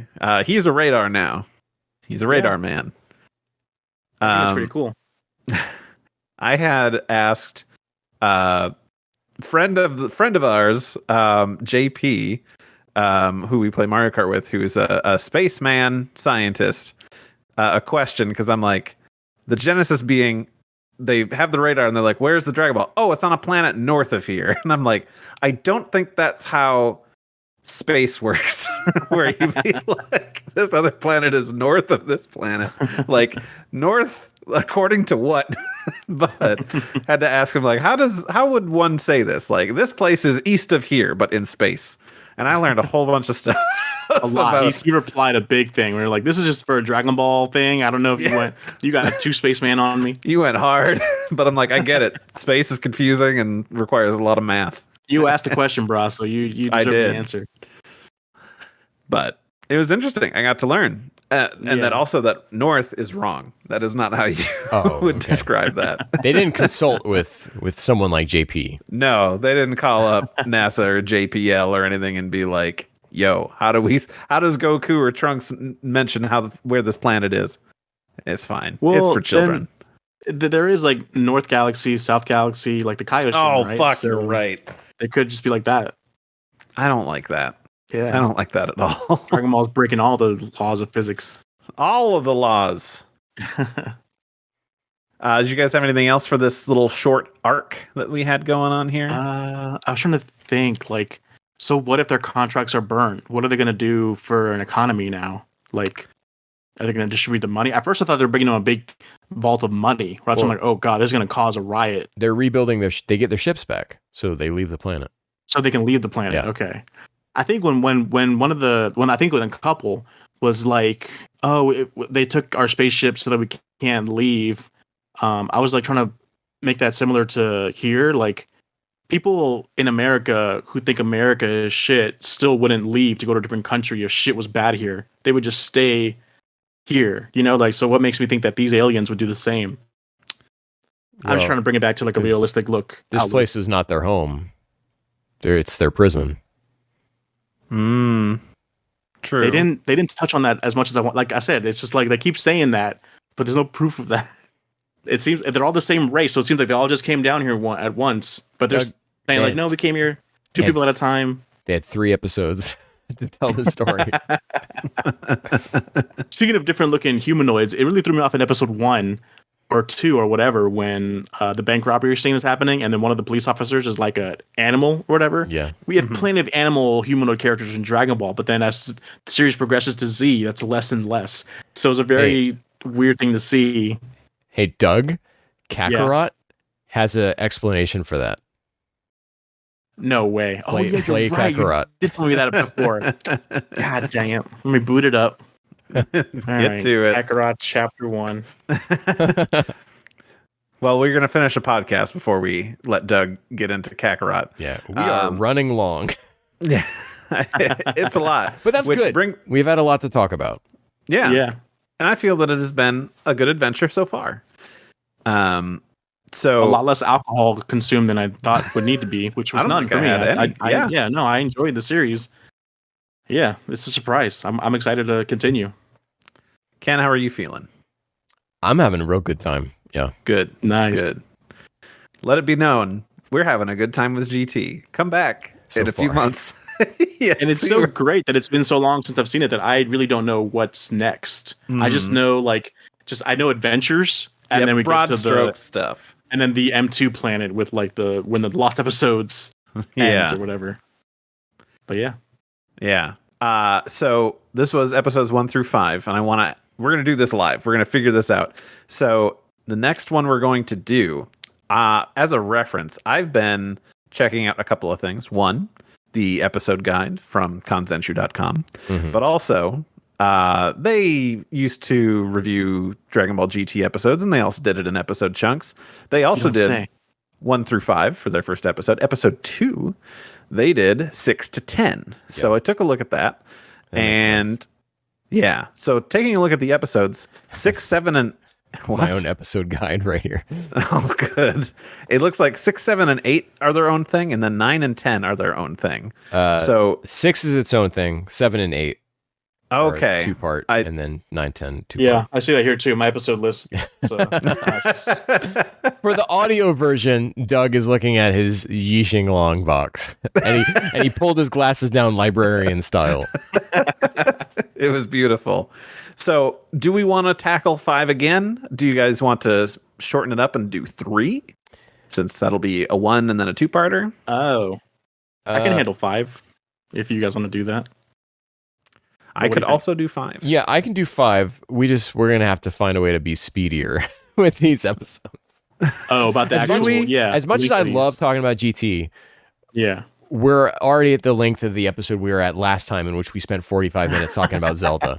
Look, my god, we had a lot to cover, and here's 2 things. 1, I also like talking about this stuff, and 2, I've just not crunched the numbers, but I've noticed that recently, longer episodes, weirdly, have more listens than the shorter ones. So I'm like, do people not want to listen to short conversations? Do they want the long stuff? It makes sense because I love loading up a long podcast and then just listening to that all week long as I'm driving. So, yeah. With this episode specifically, like you said, Randy, we have a lot to talk about because it's the first episode of the series and there's a lot to discuss about that. With later episodes, I'm like, oh, what? Goku gets in a dress and then we fight bees. Like, that's going to be the whole conversation. And I did technically squeeze an extra episode in there. So you did, you son of a bitch. It's because of you. Can we go long?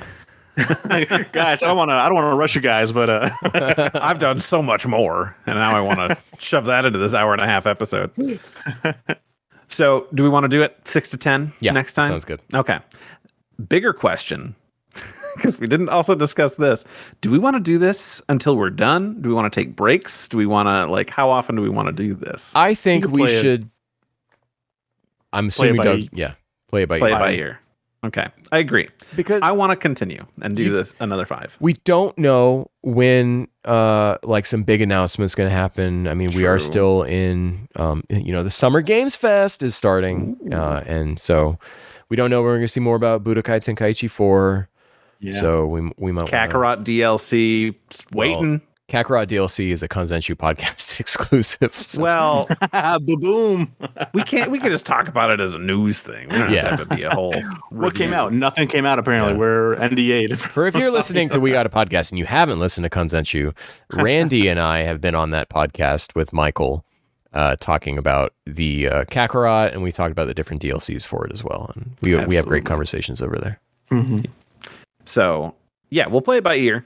This next episode of the podcast, we will cover GT episodes 6 through 10. Also, listeners, feel free to chime in. Tell us what you're thinking about this, if you like this conversation, because, I would love to keep doing it. But if everybody is like, I hate this, I'll change the plan. That's also okay. I'm confident that you're liking it, but I just want to let you know my ear is open and I'm willing to listen. Is there anything else about these episodes you guys want to talk about real quick before we take a break and come back to finish this up? I would love to talk about listener questions after the break. Yeah.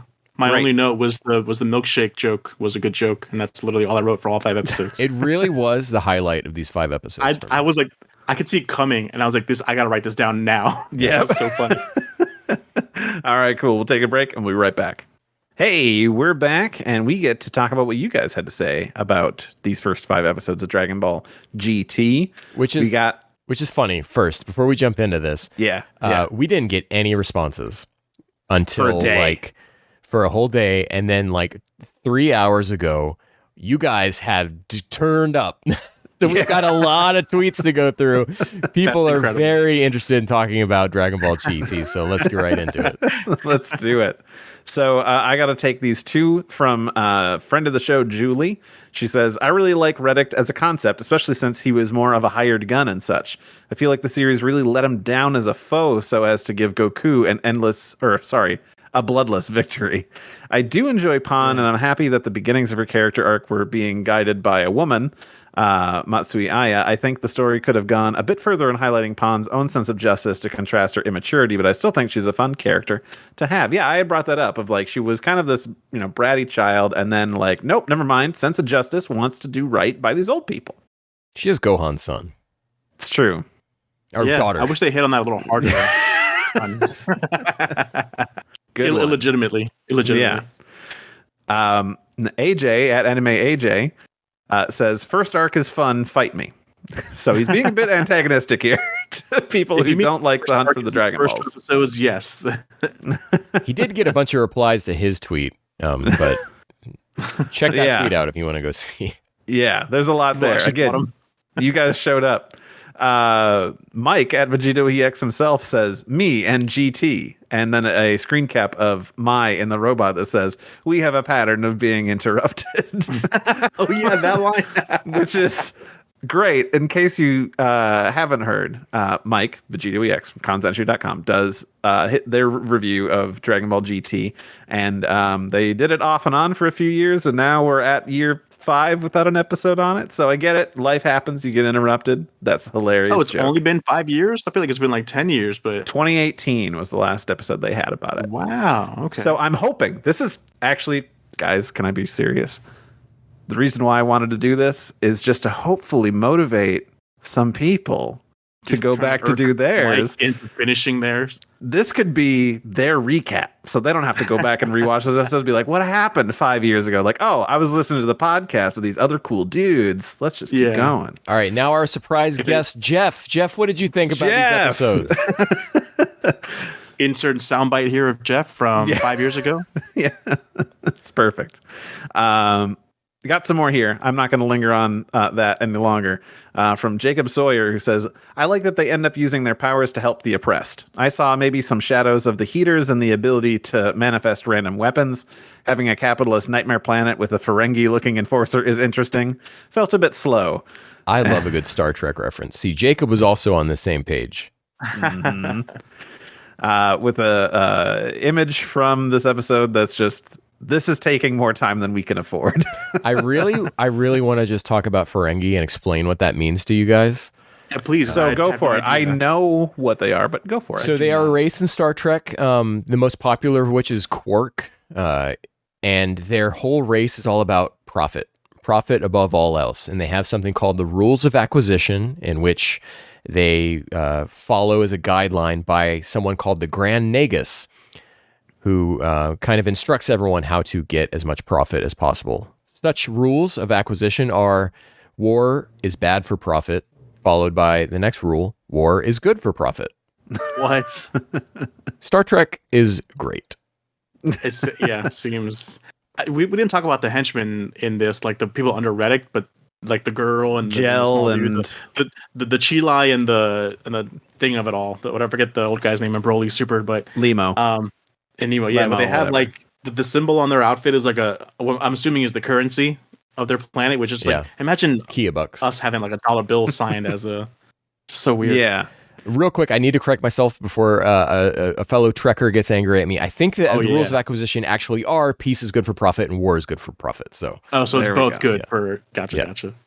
Also, him looking like a Ferengi on a planet of like, extortion / making money. Yeah, Reddick is the one who looks like a Ferengi. Right, but I'm saying having a character that's designed like a Ferengi. He's on a planet for the... Yeah, exactly. I'm just saying, I think they knew. Chronologically, Deep Space Nine was already on TV by the time that GT started. So exactly. Anywho, going back to the comment though, like it surprisingly, I don't feel like it took too long. Like I'm surprised we got through a whole arc within 5 episodes. Wouldn't you say? It was kind of quick. I will say, it was during some parts of these episodes, I did find myself getting distracted, looking up something and be like, what's happening? Oh, okay. It's only been like 30 seconds. It could have been done within 1 episode less, maybe. I was fully expecting them to find the Black Star Dragon Ball on Imegga. And like, I think Super would have done that kind of cheap trick. I love that we didn't even find a Dragon Ball there. Yeah, because Trunks was like, that'd be too... They were like, look at the radar. And Trunks would be like, that'd be too convenient. Yeah. Mm-hmm. And it was, it would have been too convenient. They didn't find it. Connor, King of Bunnies, says, Connor? I think... Shouts out. That sounded like Goofy. Connor? I think these first 5 episodes drag a little bit. I personally didn't find myself enjoying parts of them. I really feel early on GT has problems with how it presents itself. It's not sure what it wants to be yet, I think. Right.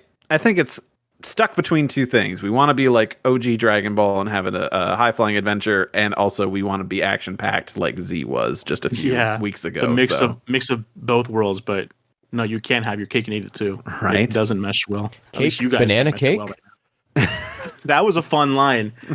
Let's do it by a case by case basis. Yeah. Case by Goku was case. like cake, banana cake. No, case by case. And then banana cake. and then this one from Krello D Stardust says, as someone who's watched GT far too many times, I'd say it's fun but flawed.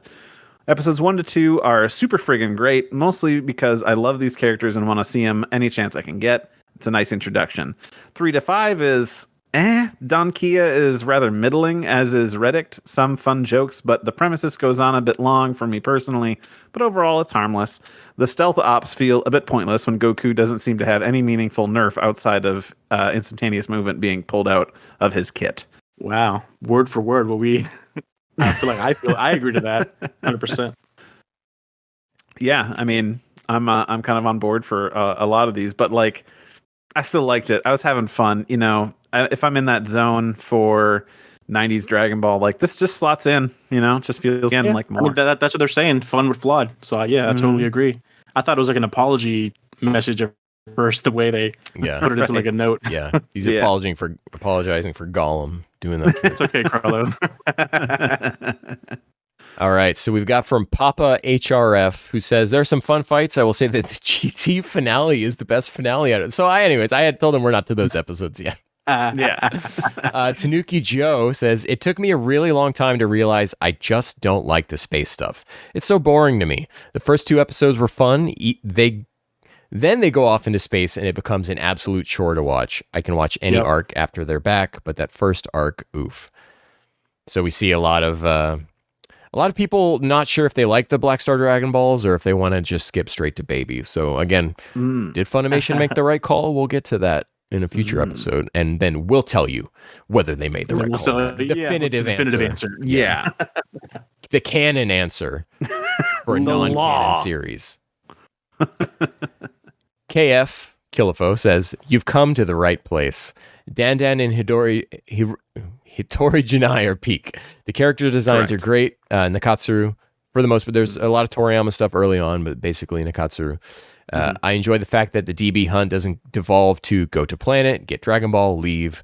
There's no Dragon Ball in Imegga, but still there's a plot there. Cake Banana Cake is a fantastic joke. GT has fantastic background designs, better than any other DB series. I guess for criticisms, the Imegga plot could have been resolved an episode earlier, but unlike other people, I like that they look for solutions before the fighting happens. And someone also says here, in reply to him, I just want to touch on this real close. He says that the Imegga portion of the first arc is his favorite personally. People don't praise the background artwork of GT enough. The environment's really beautiful. Planet Monmasu, which I think they're about to get to. All these different planets you can go to in the GT GBA game. Ah, really? Okay. Yeah. Cool. Which while we're talking, I just popped in my head. I just shot out a shot of when they're sneaking into Don Kia's place to get their ship. They like do like Mission Impossible type, like floating down the sky one at a time. Do you remember that scene? Like hands went out with their arms stretched out and like switching around. That was just a cool shot. Great movies, by the way. Pensive Rage says, the premise of episode 1 is fine. The Black Star Dragon Balls make sense enough and are honestly fairly cleverly written with all else being considered. Didn't like the implication that Goku never visited home in those 5 years. Neither did Pan, despite assuring he would at the end of Z. The next 4 eps are solid and very cute. GT Goku's awkwardness and unbothered behavior is adorable, and Pan trying to cope with him is hilarious.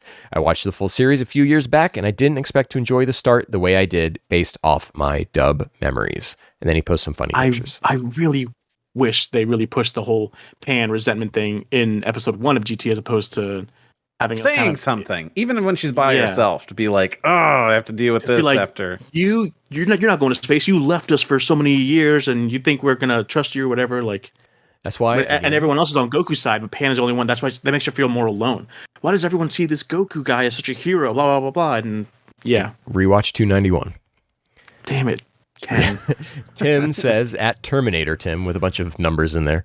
I started GT with my fiance about 2 months after we had finished Super, which we started 1 month after finishing Z. We were both kind of burnt out and new GT got a bad rap, so we decided to pause, and that was last summer. Hopefully life will calm down and we can start again. From what I do remember, I felt it was much more similar to Dragon Ball. And I enjoyed it, but not too much stuck with me from the first few episodes. I wasn't a fan of Pan, couldn't figure out her motivation/behavior, but that might have been the point. Again, this comes back to watch 291 before you start any GT rewatch. Watch 291. Sabine says, or Sabin, since you're just going over 1 through 5, I'll say I like Goku's new outfit, which also has they just recolored his End of Z outfit. Yeah. Threw in some yellow in there, which I reasons. Like. And people like to say the yellow pants will balance out Super Saiyan 4 later and everything. But did they know they were going to do Super Saiyan 4? I would really love to know the production of the series as a whole. Like, when did they how much was planned next? Yeah. How the series... nice of the dragon to fix up his clothes too, because wasn't he just having the battle to death against Oob and then turn into a child? Continuing for him, for this person, how the series picks back up with Oob, overall character designs, and the music. So they do like a lot of this. And then Slumbor, thank you Takahashi. I see thank you Takahashi a lot. Yu-Gi-Oh! Really changed a lot of lives. And they're not talking about Takahashi from Dragon Ball, I'll tell you that, from Super. But also, I mean, thank you, that Takahashi. Anyways, I enjoy the beginning episodes. It's neat.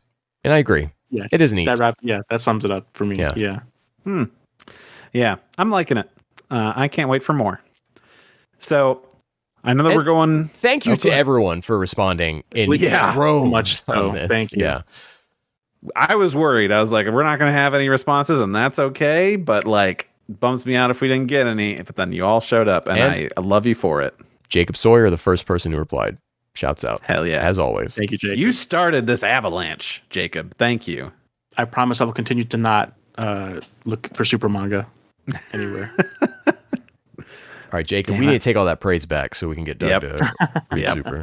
We got a new job to do. Sorry, Jacob. But no, yes, seeing GT, like, as an adult now, as not it being the only medium of Dragon Ball we have, was a great nostalgic feeling. I loved revisiting these episodes. Right. It feels like just more Z, and I'm like, you know what? It does. It does. It really does. So we got one more thing I want to get through before we can call this episode out. This gigantic mammoth of an episode, and that is we have some trivia to do. I always forget about this part. Courtesy of friend of the show Zenpai, who wrote some trivia for us. So I will give you the questions, and then you guys are going to work out your brains because he did not pull any punches. So, oh no, let me check my box again. Yeah, get your box ready. Okay, here we go. Yi Jinglong, is that right?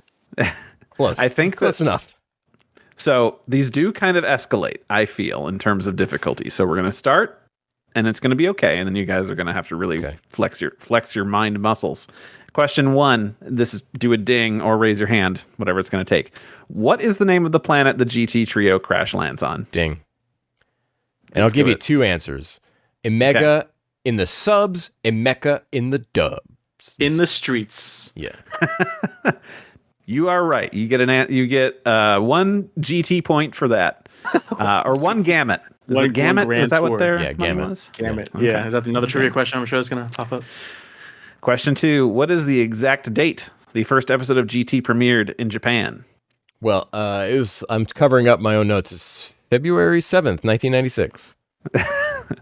You did not ding. Doug, would you like to steal? You raised both hands. You did say raise your hand. He raised both hands. I'm not taking that. All I had was February. I knew it was February, and I was unsure on 1996. But he had the actual date. I'm just messing with Ken. You got it. You're 2 for 2. This trivia is really super serious business.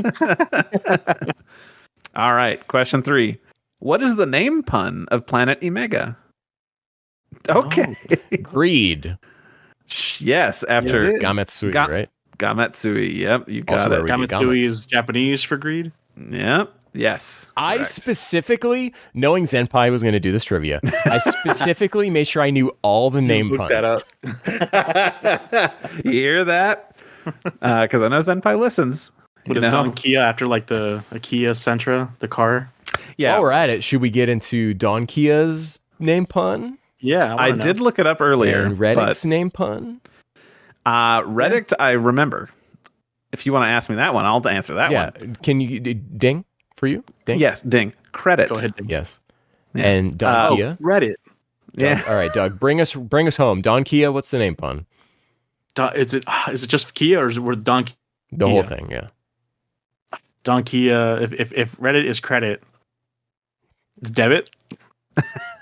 I know that it's like is it like it's Apple Pay? That's what it's a pun for. It's you got the first letter right. Ikadon or Idonka? Akindo. That's what for it is. merchant. Right. Oh. Right. Never would have got that. Here we go. Question 4. Okay, now my well is dry now. So I was going to say, well, if yours is dry, mine has been barren for a while. Go ahead. You're fucked. All right. Question 4.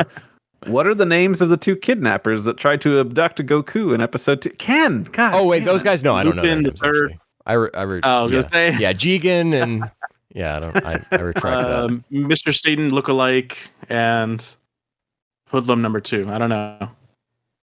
Trick question. They're never given names. The credits only list them as kidnapper boss and kidnapper subordinate. So I was right. on the second guy. Give that to Doug. Give that to Doug. Ding, give me that 1 point. Yeah. Doug gets a point. Final question for each of the kidnappers. There you go. Oh, there you go. Final question. What are the names of Don Kia's 2 subordinates? All right. That one. Gale and Sela. Sorry? Sela, right? Or is that the dub name? It's close enough. It's Sheila. Shila. Shayla. Shayla. And what was the other one? Gel. Yes. Yeah. You got it. I also figured that might be a trivia question, so I made sure to pay attention in the last episode. You were ready for that. What are their pun names then? I actually don't know that. I don't know either. Gil is for Final Fantasy money. Yeah, Gil. Could be. And then Yeah. Sheila. Sheila is because it's expensive to go to Australia. Thank you for listening. We love interacting with you and keeping you in the conversation, talking about our favorite franchise in the world. You can tweet at us at WeGottaPod, and you can email us at WeGottaPod@gmail.com. Thank you to Rifti Beats for letting us use his track Kakarot theme hip hop trap remix. You can find that track and other great music by Rifti on his SoundCloud. We also want to give a shout out to our sponsors. Ken, where can the good people find you? As always, you can find me at Detective X on twitter.org. .com. Randy, about you? You can find me at Saber_Breaker there on Twitter. And I'm not going to talk about a podcast that I was on because apparently it's too old. But if you like old things, Revolutionary Podcast Utena, me and my friend So he Jared. just went back and mentioned it anyway. You can find me at Drbaz Doug on all the things. TikTok, I'm starting to do that a little more. So if you want to support me, just watch. And yeah, thanks for always listening. Thanks as always for listening. Wherever you are, give that subscribe button a little tickle, and future episodes will magically appear in your feed. And hey, did you like the episode? Are we right about GT? Does Doug's pile of Yixing Long entice you? Writing a review not only lets you share your thoughts with us, but activates the little cell juniors in the algorithm, which is very important. Catch you matin later. Bye.